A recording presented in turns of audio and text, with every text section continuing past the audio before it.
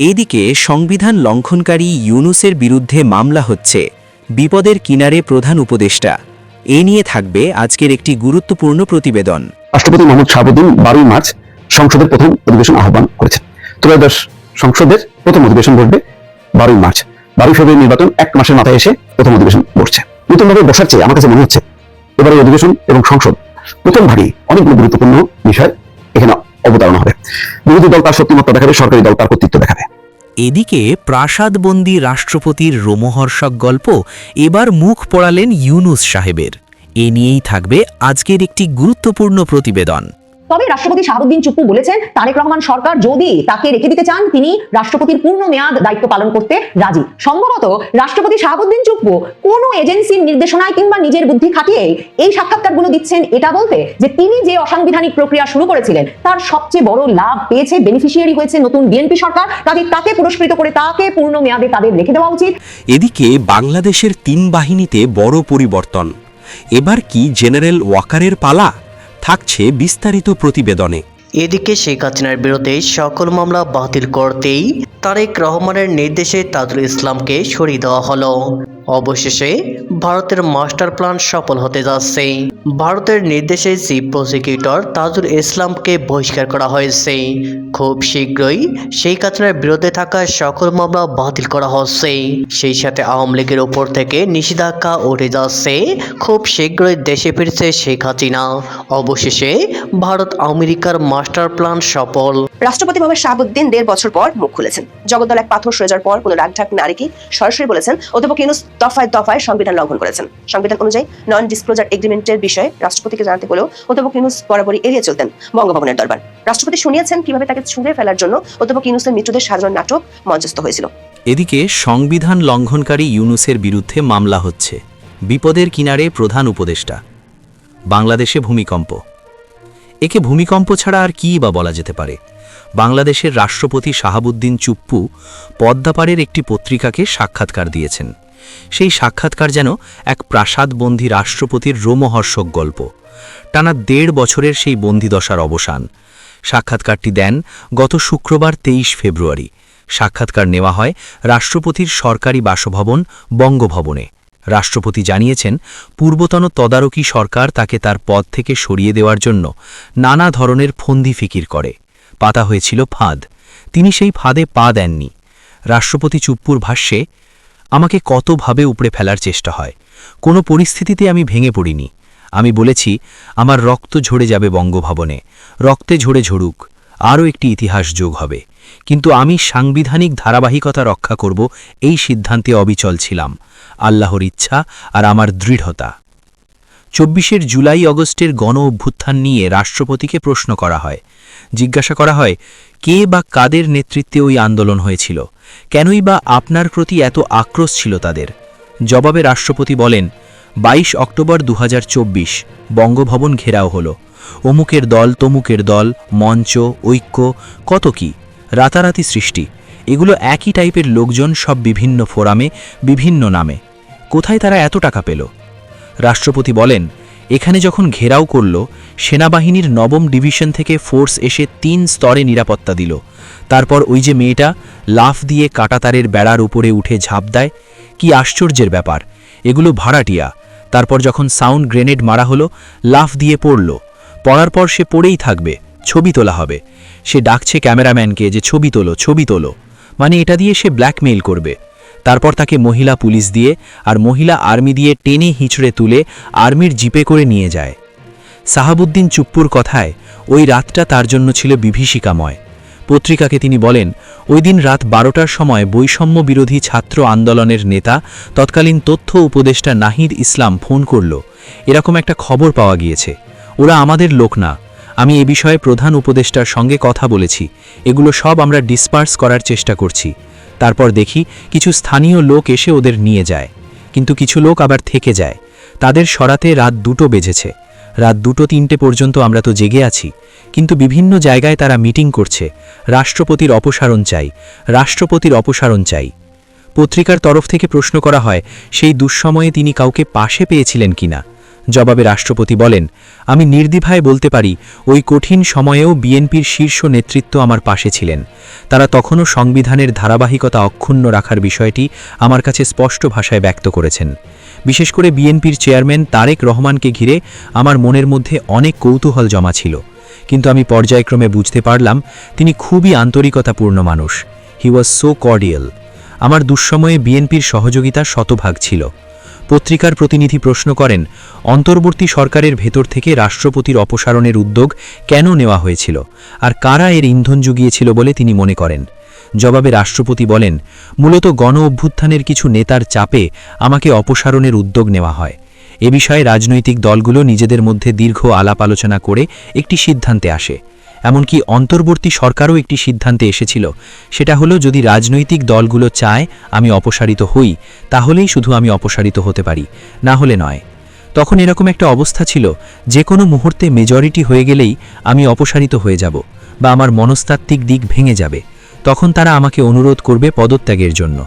সেই সঙ্গে তার সংযোজন, বিএনপি থেকে উচ্চপদাসীন নেতা আমাকে আশ্বস্ত করে বলেছিলেন যে আমার প্রতি তাদের সমর্থন আছে। আমরা সাংবিধানিক ধারাবাহিকতা অক্ষুণ্ণ রাখতে চাই। কোনো অসাংবিধানিক উপায়ে রাষ্ট্রপতির অপসারণের পক্ষে আমরা নই। আমি বলবো যে বিএনপি আর তাদের জোটসঙ্গীরা একটা গ্রুপ হয়ে যায়, আর আরেকটা গ্রুপ হয়ে যায় তাদের আপনারা সবাই চেনেন, তবে তারা শেষ পর্যন্ত সফল হয়নি। এদিকে প্রাসাদবন্দী রাষ্ট্রপতির রোমহর্ষক গল্প এবার মুখ পোড়ালেন ইউনুস সাহেবের। বাংলাদেশের ত্রয়োদশ জাতীয় সংসদ নির্বাচনের ঠিক আগেই আন্তর্জাতিক বার্তা সংবাদ সংস্থা রয়টার্সকে দেওয়া এক সাক্ষাৎকারে সেদেশের রাষ্ট্রপতি কয়েকটি ইঙ্গিত দিয়েছিলেন, যার মধ্যে তার সরে দাঁড়ানোর ইচ্ছা প্রকাশ নিয়ে কম আলাপ আলোচনা হয়নি। অনেকেই ভেবে নিচ্ছেন হয়তো বাংলাদেশের রাষ্ট্রপতি মোহাম্মদ সাহাবুদ্দিন চুপ্পু সরে দাঁড়ালে পরবর্তী রাষ্ট্রপতি মোহাম্মদ ইউনুসের স্থান পাকা। কিন্তু ফের সঠিক সময়ে সঠিক চাল দিলেন বর্তমান রাষ্ট্রপতি সাহাবুদ্দিন চুপ্পু। বাংলাদেশের মহামান্য রাষ্ট্রপতি মোহাম্মদ সাহাবুদ্দিন একজন বীর মুক্তিযোদ্ধা ছিলেন। তিনি পাবনা জেলার স্বাধীন বাংলা ছাত্র সংগ্রাম পরিষদের আহ্বায়ক ছিলেন। ১৯৭১ সালের ৯ এপ্রিল তিনি ভারতে যান এবং প্রশিক্ষণ নিয়ে পাবনা জেলার বিভিন্ন অঞ্চলে পাকিস্তান হানাদার বাহিনীর বিরুদ্ধে সক্রিয়ভাবে যুদ্ধ করেন। পরবর্তী সময় তিনি বাংলাদেশের জেলা ও দায়রা জজ এবং দুদকের কমিশনার ছিলেন। সাংবাদিকতায় অবদানের জন্য পাবনা জেলা প্রেস ক্লাবের আজীবন সদস্য মনোনীত হয়েছেন। ২০২৩ সালের ২৪ এপ্রিল সাহাবুদ্দিন চুপ্পুকে বাংলাদেশের রাষ্ট্রপতি হিসাবে মনোনীত করেছিল তৎকালীন আওয়ামী লীগ সরকার। আবার মোহাম্মদ সাহাবুদ্দিন ছাত্রজীবনে পাবনা জেলা ছাত্রলীগের সভাপতি এবং ১৯৭৪ সালে পাবনা জেলা যুবলীগের সভাপতির দায়িত্ব পালন করেছিলেন। এমনকি ১৯৭৫ সালের ১৫ই আগস্ট বঙ্গবন্ধু শেখ মুজিবুর রহমানের হত্যাকাণ্ডের পর তিনি কারাবরণ করেছিলেন। পরবর্তীতে তিনি বাংলাদেশ আওয়ামী লীগের উপদেষ্টা পরিষদের সদস্য হয়েছিলেন। তিনি একাই বড় দায়িত্ব নিয়ে গ্রামীণ ব্যাংক দুর্নীতি ও পদ্মা সেতুর বিষয়ে আগেও ইউনুস ও আমেরিকার আন্তর্জাতিক চক্রান্তকে প্রতিহত করেছেন। ঘটনা হলো তার রাষ্ট্রপতি হওয়ার পর বাংলাদেশের সবচেয়ে বড় পরিবর্তনের ঘটনা ঘটেছে। সেটা হলো গণ অভ্যুত্থান, শেখ হাসিনা সরকারের পতন এবং বাংলাদেশে মোহাম্মদ ইউনুসের অন্তর্বর্তীকালীন সরকারের ক্ষমতায় আসা। বাংলাদেশের রাষ্ট্রপতি হিসেবে তিনি সব ঘটনার সাক্ষী। এখন ইউনুসের সরকার গিয়েছে, বাংলাদেশের ক্ষমতায় বিএনপি, প্রধানমন্ত্রী তারেক রহমান। আবারও বাংলাদেশের রাষ্ট্রপতি মুখ খুললেন, তবে এবার অন্যভাবে, অন্য আঙ্গিকে। গত শুক্রবার রাতে বঙ্গভবনের রাষ্ট্রপতির কার্যালয়ে সাহাবুদ্দিন চুপ্পু একান্ত সাক্ষাৎকার দিয়েছেন কালের কণ্ঠের নির্বাহী সম্পাদককে। সেই সাক্ষাৎকারের ছত্রে ছত্রে উঠে এসেছে গত ১.৫ বছরে তার বন্দিদশার গল্প। ওই সাক্ষাৎকারে তিনি খোলাখুলিভাবে বলেছেন সপ্তাহখানেক ধরে খুব ভালো আছেন। তারপরই একটি দীর্ঘশ্বাস ফেলে তিনি বলেছেন, বিগত ১.৫ বছর আমি কোনো আলোচনায় নেই, অথচ আমাকে নিয়ে চলেছে নানা চক্রান্ত।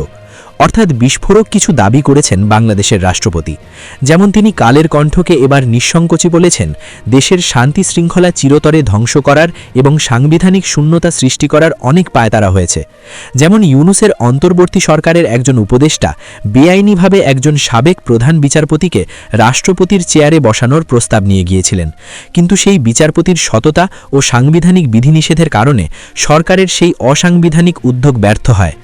আবার সাহাবুদ্দিন সাহেব বলেছেন, সংবিধানে বলা আছে সরকার প্রধান বিদেশ সফর শেষে রাষ্ট্রপতিকে অবহিত করবেন, কিন্তু ডক্টর ইউনুস গত ১.৫ বছরে ১৪-১৫ বার বিদেশ গেলেও একবারের জন্য বঙ্গভবনে এসে রাষ্ট্রপতিকে কিছু জানানোর সৌজন্যটুকু দেখাননি। এতটাই স্বৈরাচারী ছিলেন মোহাম্মদ ইউনুস। এখানেই শেষ নয়, বাংলাদেশের রাষ্ট্রপতি সাম্প্রতিক সাক্ষাৎকারে তাকে উৎখাত করা বা অপসারণের বিভিন্ন প্রচেষ্টার খবর নিয়ে প্রশ্ন করা হলে রাষ্ট্রপতি জানান, আমাকে কতভাবে উপড়ে ফেলার চেষ্টা করা হয়েছে, কোনো পরিস্থিতিতেই আমি ভেঙে পড়িনি। আমি বলেছি আমার রক্ত ঝরে যাবে বঙ্গভবনে, রক্ত ঝরে ঝরুক, আরেক ইতিহাসে আমি যোগ হব, কিন্তু আমি সাংবিধানিক ধারাবাহিকতা রক্ষা করব। আমি এই সিদ্ধান্তেই অবিচল ছিলাম। এ প্রসঙ্গে তিনি 2024 সালের 22 অক্টোবর বঙ্গভবন ঘেরাওয়ের প্রসঙ্গ তোলেন।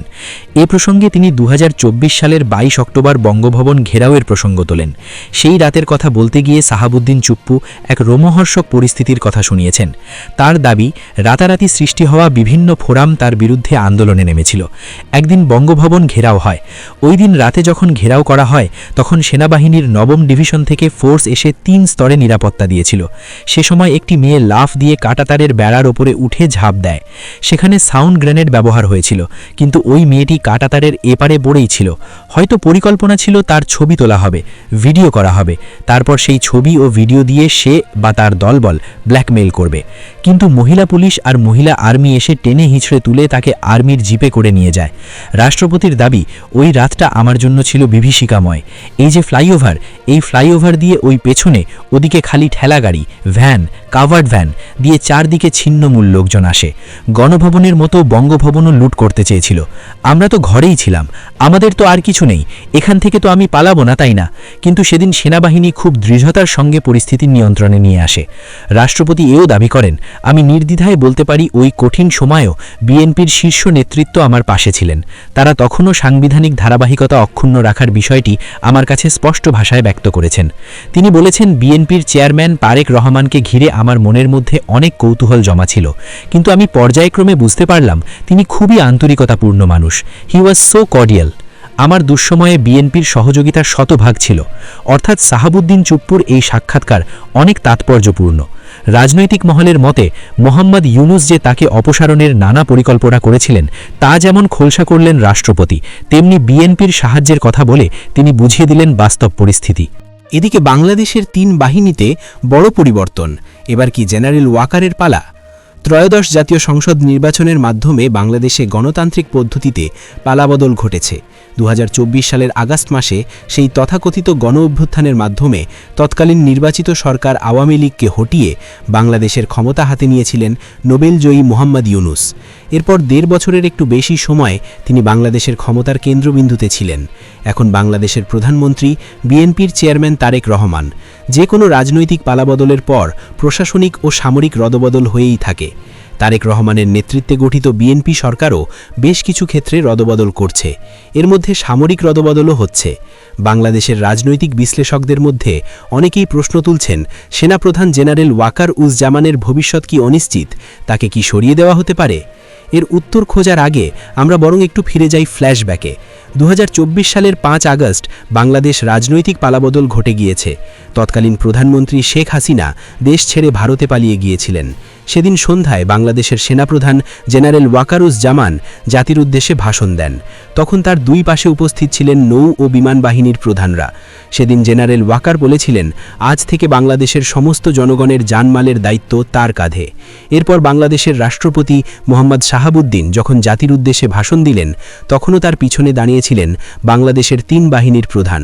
এরপর থেকে বিগত 1.5 বছরে মোহাম্মদ ইউনুসের অন্তর্বর্তীকালীন সরকারের জমানায় যতবারই এই পরিস্থিতির সামনে এসেছে, ততবারই আমরা দেখেছি বাংলাদেশ সেনাবাহিনী প্রধান জেনারেল ওয়াকার-উজ-জামান, নৌবাহিনী প্রধান অ্যাডমিরাল মোহাম্মদ মাজমুল হাসান ও বিমান বাহিনী প্রধান air chief marshal Hasan Mahmud Khan একসাথে প্রকাশ্যে এসেছেন। এমনকি তারেক রহমান বাংলাদেশের নতুন প্রধানমন্ত্রী হিসাবে দায়িত্ব নেবার পর তার সঙ্গে সৌজন্য সাক্ষাৎ করতে এই 3 জন একসাথেই গিয়েছিলেন। সেটা ছিল 19 তারিখ, কিন্তু তাল কাটল 2 দিন পরেই। প্রধানমন্ত্রী তারেক রহমান আলাদা আলাদা করে বৈঠক করলেন বাংলাদেশ নৌবাহিনী প্রধান অ্যাডমিরাল মোহাম্মদ নাজমুল হাসান এবং বিমান বাহিনী প্রধান air chief marshal Hasan Mahmud খানের সঙ্গে। তাৎপর্যপূর্ণভাবে বাদ গেলেন বাংলাদেশের সেনাপ্রধান জেনারেল ওয়াকার-উজ-জামান। এই ঘটনা রাজনৈতিক ওয়াকিবহাল মহলে যথেষ্ট শোরগোল শোরগোল ফেলেছে। এর মধ্যেই বাংলাদেশ সেনাবাহিনীর অভ্যন্তরে ব্যাপক রদবদল করা হয়েছে। সে দেশের প্রতিরক্ষা মন্ত্রক সূত্রে খবর, রবিবার বিকেলেই এই সংক্রান্ত নির্দেশিকা জারি করেছে বাংলাদেশি সেনার সদর দপ্তর। তাতে দেখা যাচ্ছে বেশ কিছু পদে রদবদল হয়েছে। সবচেয়ে তাৎপর্যপূর্ণ বদলি হল আর্মড ফোর্সেস ডিভিশনের principal staff officer lieutenant general SM Kamrul হাসানকে বিদেশ মন্ত্রকে পাঠানো হয়েছে। জানা যাচ্ছে কোনো দেশে রাষ্ট্রদূত হিসাবে নিযুক্ত করার জন্য তাকে বিদেশ মন্ত্রকে বদলি করা হয়েছে। ঘটনাচক্রে এই সেনা আধিকারিক মোহাম্মদ ইউনুসের জামানায় বিশেষ সুবিধা ভোগ করছিলেন। বাংলাদেশ সেনার নতুন প্রিন্সিপাল স্টাফ অফিসার করা হয়েছে মেজর জেনারেল মীর মুশফিকুর রহমানকে। তিনি এতদিন পদাতিক বাহিনীর 24তম ডিভিশনে ছিলেন। জানা যাচ্ছে লেফটেন্যান্ট জেনারেল কামরুল হাসানকে পররাষ্ট্র মন্ত্রণালয়ের অপেক্ষারত রাষ্ট্রদূত হিসাবে বিদায় জানানো হয়েছে।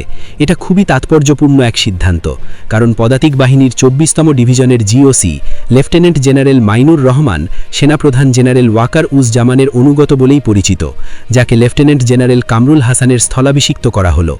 জানা যায় লেফটেন্যান্ট জেনারেল কামরুল বাংলাদেশের বর্তমান পররাষ্ট্রমন্ত্রী তথা বিদায়ী অন্তর্বর্তীকালীন সরকারের জাতীয় নিরাপত্তা উপদেষ্টা খলিলুর রহমানের অত্যন্ত ঘনিষ্ঠ। ফলে তাকে বিদেশ মন্ত্রকে সরিয়ে দেওয়া খলিলুর রহমানের জন্য বাড়তি চাপ বলেই মনে করা হচ্ছে। আরও একটি বিষয় সামনে আসছে, লেফটেন্যান্ট জেনারেল কামরুল হাসান মিয়ানমারের রাখাইন রাজ্যে মানবিক করিডর এগিয়ে নেওয়ার চেষ্টা করেছিলেন। ফলে লেফটেন্যান্ট জেনারেল কামরুল হাসানের বাংলাদেশ সেনাবাহিনী থেকে অপসারণ খলিলুর রহমানের জন্য কঠিন পরিস্থিতির সৃষ্টি হবে। অন্যদিকে বাংলাদেশ সেনার নতুন চিফ অফ জেনারেল স্টাফ করা হয়েছে লেফটেন্যান্ট জেনারেল মইনুর রহমানকে।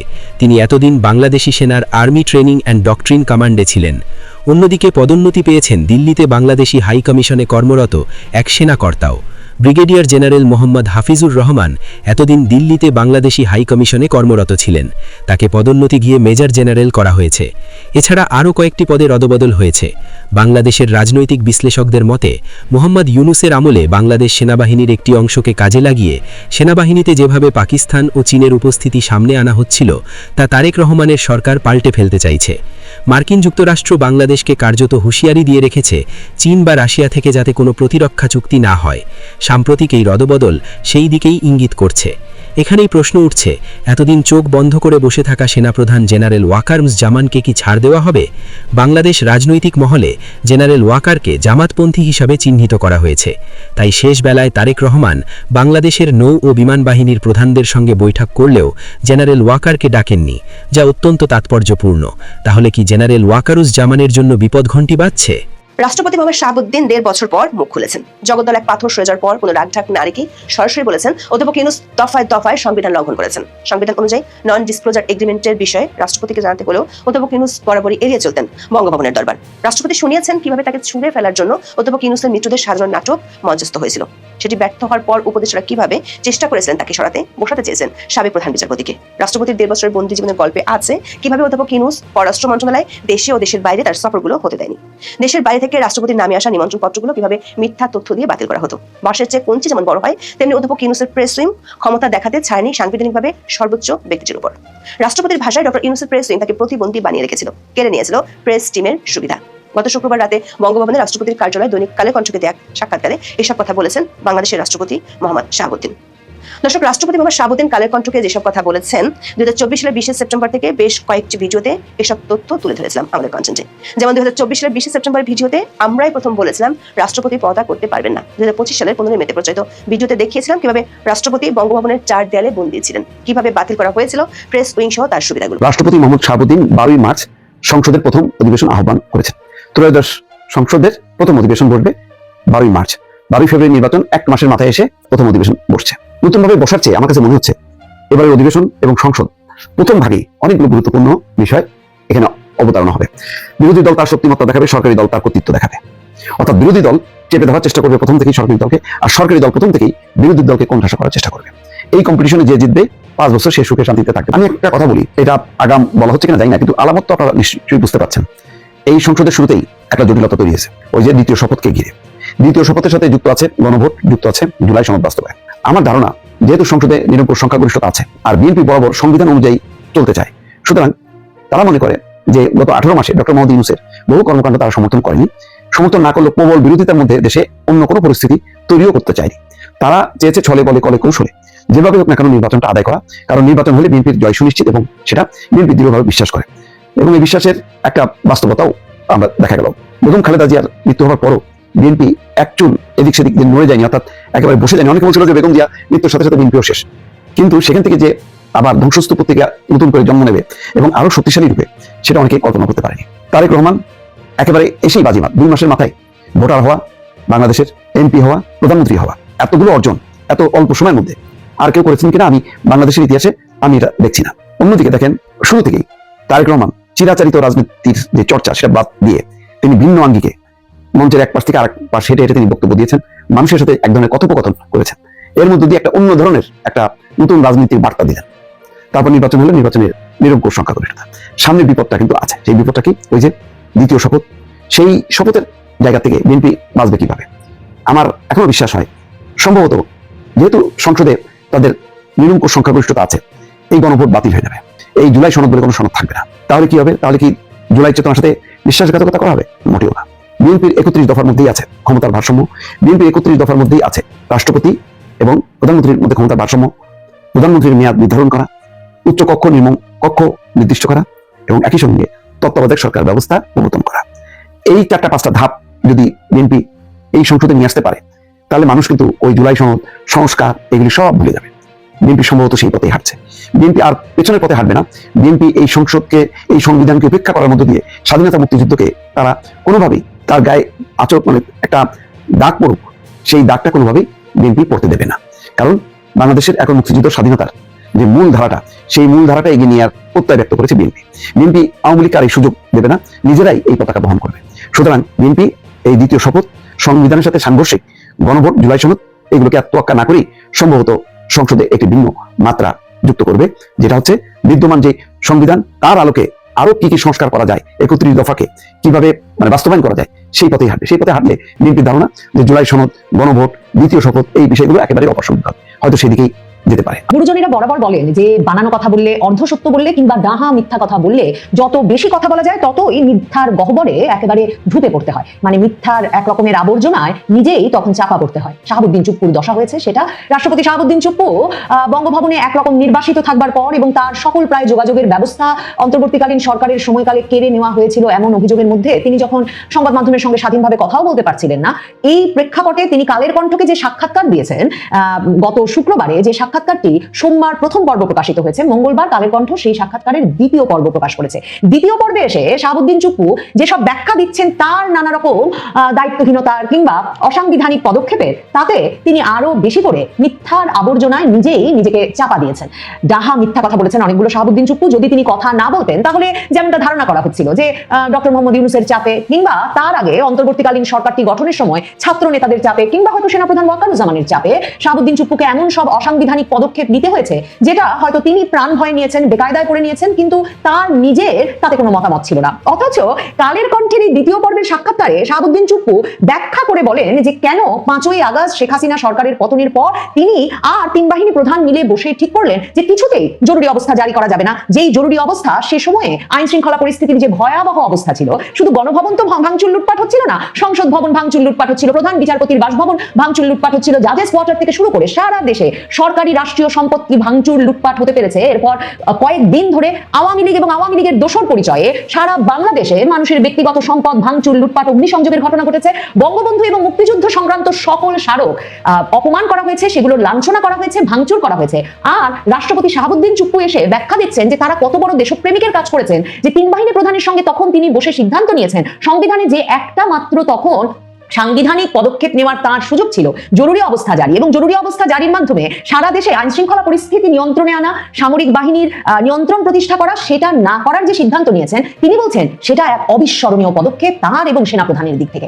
আজকের সাক্ষাৎকারে, দ্বিতীয় পর্বের সাক্ষাৎকারে শাহাবুদ্দিন চুপ্পু মানে যেসব কথা বানিয়ে বানিয়ে বলেছেন তাতে তার বিরুদ্ধে রাষ্ট্রদ্রোহের মামলা হওয়ার পথ একদম পরিষ্কার হয়ে গেছে। যেহেতু তিনি কোনো ভয়ের মুখে বা চাপের মুখে ওই সিদ্ধান্তগুলো নেন নাই, তিনি এই সাক্ষাৎকারে বারবার বলেছেন তিনি ওই বৈঠকগুলোতে সভাপতির আসনে ছিলেন। কাজেই রাষ্ট্রপতি চুপ্পুকে নিশ্চিতভাবে উত্তর দিতে হবে কোন সাংবিধানিক ক্ষমতা বলে তিনি তখন জরুরি অবস্থা জারি করে সংসদ রক্ষা করলেন না, ভবন, রাষ্ট্রীয় সম্পদ রক্ষা করলেন না। শুধু তাই নয়, সংবিধানের কোন বিধি অনুযায়ী রাষ্ট্রপতি সংসদ ভেঙে দিলেন। একটি নির্বাচিত সংসদ হতে পারে, সংসদ নির্বাচনটি নিয়ে আপত্তি আছে, প্রশ্ন আছে, এবং হয়তো সেই নির্বাচনের বিরুদ্ধেই এই আন্দোলন সব মেনে নেওয়া গেল, গেল, কিন্তু সংবিধান রক্ষাই যদি শাহাবুদ্দিন চুপ্পুর মূল উদ্দেশ্য হয় তাহলে তো তিনি সংসদ ভেঙে দিতে পারেন না। দেখেন, সংবিধানের 48-3 অনুচ্ছেদ অনুযায়ী প্রধানমন্ত্রী এবং প্রধান বিচারপতি নিয়োগের ক্ষেত্র ব্যতীত আর সকল কাজ রাষ্ট্রপতিকে প্রধানমন্ত্রীর পরামর্শক্রমে করতে হবে। তাহলে এই যে রাষ্ট্রপতি চুপ্পু 5ই আগস্ট যখন শেখ হাসিনা দেশত্যাগ করলেন এবং রাষ্ট্রপতি চুপ্পু নিজে সেপ্টেম্বর মাসে মানবজমিন সম্পাদক মতিউর রহমান চৌধুরীকে সাক্ষাৎকার দিয়ে বলেছেন যে তিনি কোনো পদত্যাগপত্র পান নাই, তিনি তাহলে প্রথমেই কি করে সিদ্ধান্ত নিলেন সংসদ ভেঙে দিতে হবে? সংসদ ভেঙে দেওয়ার কোনো এখতিয়ার তো রাষ্ট্রপতি চুপ্পুকে দেওয়া হয় নাই, বরং প্রধানমন্ত্রীর পদ যদি কোনো কারণে শূন্য হয় তাহলে রাষ্ট্রপতির একদিকে যেমন দায়িত্ব ছিল যে তিনি সেনাবাহিনীকে জরুরি অবস্থা জারি করে সংসদ ভবন এই রাষ্ট্রীয় সম্পদ মানে রক্ষার নির্দেশনা দেবেন, ঠিক তেমনি ভাবে তার দায়িত্ব ছিল আবারও সংসদ অধিবেশন আহ্বান করে এবং সংসদ সদস্যদেরকে অভয় দিয়ে যে তাদের প্রাণ ভয় নাই, মৃত্যু ভয় নাই, দেশত্যাগ করতে হবে না, দিকে দিকে পালিয়ে থাকতে হবে না, সংসদ অধিবেশন আহ্বান করে দেখা যে সংসদের সংখ্যাগরিষ্ঠ সদস্যরা অন্য কোনো ব্যক্তিকে নতুন প্রধানমন্ত্রী নিয়োগ করে কিনা। কিংবা নেপালে যেটা হয়েছে, রাষ্ট্রপতি কিন্তু সাংবিধানিক ধারাবাহিকতা রক্ষা করতে কোনোভাবেই সংসদ ভেঙে দিতে রাজি হন নাই এবং বরং সংসদের অনুমোদন নিয়ে সংসদের বাইরের একজন ব্যক্তিকে, সর্বজন গ্রাহ্য একজন ব্যক্তিকে প্রধান অন্তর্বর্তীকালীন সরকারের প্রধান নিয়োগ করেছেন এবং তারপর সংসদ ভেঙে দিয়ে নির্বাচন আহ্বান করেছেন। তাহলে রাষ্ট্রপতি চুপ্পু কোন সংবিধান রক্ষা করছিলেন যখন তিনি প্রথমে সংসদ ভেঙে দিলেন? তারপর রাষ্ট্রপতি চুপ্পু বলছেন যে রাজনৈতিক নেতৃবৃন্দকে এরপর সেনা নেতৃত্ব জড়ো করেন এবং বঙ্গভবনে নিয়ে আসেন। এটাও ডাহা মিথ্যা কথা। আমি আপনাদের সঙ্গে জিএম কাদেরের সাক্ষাৎকার প্রচার করেছি। জিএম কাদেরের সাক্ষাৎকারে স্পষ্ট উল্লেখ আছে যে 5ই আগস্ট সকালবেলা থেকে সেনা ভবনে সেনা প্রধানের দপ্তরে তারা রাজনৈতিক নেতৃবৃন্দ বসেছিলেন যে এই সংকটকালীন পরিস্থিতিতে কি করা যেতে পারে, এবং তিনি নিজেই বলেছেন যে তিনি তখন জামায়াতে ইসলামের নেতৃবৃন্দকেও সেখানে দেখেছেন এবং রাজনৈতিক নেতৃবৃন্দের সঙ্গে যখন সেনা প্রধানের আলোচনা হচ্ছে তখন টিভি স্ক্রলে হঠাৎ ভেসে ওঠে যে প্রধানমন্ত্রী শেখ হাসিনা দেশত্যাগ করেছেন। কাজেই সেনা প্রধানের সঙ্গে কিন্তু সকাল থেকেই রাজনৈতিক নেতৃবৃন্দের আলাপ চলছিল। কাজে এই যে ডাহা মিথ্যাটা বললেন শাহাবুদ্দিন চুপ্পু যে তার সঙ্গে বিকাল 3টার পর ফোন করে বঙ্গভবনে এসে আলাপ করে এরপর রাজনৈতিক নেতৃবৃন্দকে জড়ো করে তিনি বঙ্গভবনে নিয়ে আসেন, এটাও একটা ডাহা মিথ্যা কথা। এবং তারপর রাষ্ট্রপতি শাহাবুদ্দিন চুপ্পু বলছেন যে যেহেতু তারা তখন আলাপ করলেন যে তত্ত্বাবধায়ক সরকার কথাটা বললে সেটা 11-11-র মতো শোনায়, কাজে সে সরকার হবে না, মানে সারা দেশে আগুন জ্বলছে, ব্যাপক অনিশ্চয়তা, সংবিধান কিভাবে রক্ষিত হবে, কিভাবে জনগণের জানমালের নিরাপত্তা নিশ্চিত করা যাবে, এগুলো কিচ্ছু নিয়ে তখন শাহাবুদ্দিন চুপ্পুর চিন্তা নাই। তিনি বলছেন তিনিই সভাপতিত্ব করছেন এবং একটা কি নামের সরকার গঠিত হবে এই নিয়ে রাজনৈতিক দলের নেতৃবৃন্দের সঙ্গে আলাপ চলছে। তিনি বলেন যে তারা কথা বলেন তত্ত্বাবধায়ক হলে 11-11-র মতো হয়, জাতীয় সরকার গঠিত হয়ে গেলে মানে সকল রাজনৈতিক দলের অংশগ্রহণে জাতীয় সরকার গঠিত হয়ে গেলে সেটা একটা লম্বা মেয়াদে ক্ষমতায় থাকার চেষ্টা করতে পারে, তাই তারা অন্তর্বর্তীকালীন সরকার গঠনের সিদ্ধান্ত নেন এবং রাজনৈতিক দলগুলো বেরিয়ে যায় যে তারা এ বিষয়ে আলোচনা করে সিদ্ধান্ত নিয়ে রাষ্ট্রপতিকে জানাবে। তিনি বলছেন যেহেতু সংবিধানের কাঠামোতে কোনো পরিমার্জন করাটা শাস্তিমূলক অপরাধ এবং এই অপরাধের শাস্তি মৃত্যুদণ্ড, ওটা হবে বিদ্রোহ বা রাষ্ট্রদ্রোহের শামিল, এটা তো আমি জানি, তাই সরকার যে গঠন করতে যাচ্ছি সেটা তো সংবিধানে নেই। দেশের এই সংকটময় অবস্থায় আমি নিজে 8 তারিখে 2024 সালের 8ই আগস্ট তৎকালীন প্রধান বিচারপতির সঙ্গে কথা বলি, তার সঙ্গে পরামর্শ করি যে এই অবস্থায় কি করা যায়। সংবিধানের আর্টিকেল 106 এর বিধান মতে আপিল বিভাগের কাছে তাদের মতামত চাইলাম। তখন মানে মব জাজেস কোয়ার্টার ভাঙছে, সুপ্রিম কোর্টের সামনে বিপুল পরিমাণ ছাত্র জনতা জড়ো হয়ে থাকছে যাতে কিছুতেই আবারও তখনকার বিচারপতিরা কোনো বেঞ্চ বসাতে না পারেন। এবং 7ই আগস্ট সুপ্রিম কোর্টের রেজিস্ট্রার স্বাক্ষরিত বিবৃতির মাধ্যমে প্রধান বিচারপতি সুপ্রিম কোর্টের 2 বিভাগের সকল বেঞ্চের কার্যক্রম বন্ধ ঘোষণা করেন। তাহলে 8ই আগস্ট এই যে রাষ্ট্রপতি শাহাবুদ্দিন চুপ্পু বলছেন যে তাকে পরামর্শ দিতে আপিল বিভাগের পূর্ণ বেঞ্চ বসে, এটা তো ডাহা মিথ্যা কথা। এমনকি জামাত নেতা আইনজীবী শিশির মনির তিনি সংস্কার কমিশনের সভায় আলী রিয়াজের দরবারে বসেও বলেছেন যে কোনো সময় এটা নিয়ে যে কোনো পক্ষ আদালতে মামলা করতে পারে, কারণ ওই দিন ওই সময় কোনো বেঞ্চ বসে নাই আপিল বিভাগে। আমরা কিন্তু সামরিক বাহিনীর জনসংযোগ পরিদপ্তর আইএসপিআর এর দেওয়া বিজ্ঞপ্তির মাধ্যমে 2024 আগস্টের শেষ দিকেই জানি যে প্রধান বিচারপতি ওবায়দুল হাসান সহ অন্তত আরেকজন আপিল বিভাগের বিচারপতি সে সময় সেনা সদর দপ্তরে সেনা হেফাজতে প্রাণ ভয়ে লুকিয়েছিলেন সপরিবারে। কাজেই প্রধান বিচারপতি ওবায়দুল হাসান যার অপসারণে 5ই আগস্ট থেকে লাগাতার মব চলছে, ভাঙাভাঙি চলছে বিচারপতিদের জাজেস কোয়ার্টার থেকে শুরু করে সুপ্রিম কোর্টের বিভিন্ন ভবনে এবং স্থাপনায়, তিনি যে কোনোভাবে প্রাণ সংশয় নিয়ে সেদিন মানে 8ই আগস্ট আপিল বিভাগে আসেন নাই সেটা নিশ্চিত। তাহলে সেনা হেফাজতে থাকা আপিল বিভাগের বিচারপতিরা বা প্রাণ ভয়ে পালিয়ে থাকা বিভিন্ন নিরাপদ জায়গায় আপিল বিভাগের বিচারপতিরা কিভাবে এলেন? রাষ্ট্রপতি শাহাবুদ্দিন চুপ্পু তার জন্য একটা মিথ্যা গল্প হাজির করেছেন। তিনি বলেছেন 2 জন বিচারপতি আপিল বিভাগে বসেছিলেন বেঞ্চে আর অন্যদের সঙ্গে তারা তখন ভার্চুয়ালি যুক্ত হয়ে এই পূর্ণাঙ্গ বেঞ্চের সিদ্ধান্ত নেন। কিন্তু 10ই আগস্ট পদত্যাগের আগে যখন প্রধান বিচারপতি ওবায়দুল হাসান ভার্চুয়ালি একটা ফুল কোর্ট সভা ডেকেছিলেন তখনও কিন্তু ছাত্র জনতার আন্দোলনের মুখে ওই ফুল কোর্ট বেঞ্চ ভার্চুয়ালিও বসতে পারে নাই এবং প্রধান বিচারপতি ওবায়দুল হাসানকে পদত্যাগ করতে হয়েছিল তাদের দেওয়া ডেডলাইনের মধ্যে। কাজেই রাষ্ট্রপতি যে এই পুরো প্রক্রিয়াটি নিয়ে তার মাথায় তৈরি একটা গল্প বলছেন তাতে কোনো সন্দেহ নেই। প্রশ্ন হচ্ছে কার নির্দেশে বা অন্য কেউ তাকে এই গল্প বানিয়ে দিয়েছে কিনা। তবে রাষ্ট্রপতি শাহাবুদ্দিন চুপ্পু বলেছেন তারেক রহমান সরকার যদি তাকে রেখে দিতে চান তিনি রাষ্ট্রপতির পূর্ণ মেয়াদ দায়িত্ব পালন করতে রাজি। সম্ভবত রাষ্ট্রপতি শাহাবুদ্দিন চুপ্পু কোনো এজেন্সির নির্দেশনায় কিংবা নিজের বুদ্ধি খাটিয়ে এই সাক্ষাৎকারগুলো দিচ্ছেন এটা বলতে যে তিনি যে অসাংবিধানিক প্রক্রিয়া শুরু করেছিলেন তার সবচেয়ে বড় লাভ পেয়েছে, বেনিফিশিয়ারি হয়েছে নতুন বিএনপি সরকার। কাজে তাকে পুরো পুরস্কৃত করে তাকে পূর্ণ মেয়াদে তাদের রেখে দেওয়া উচিত, কিংবা রাষ্ট্রপতি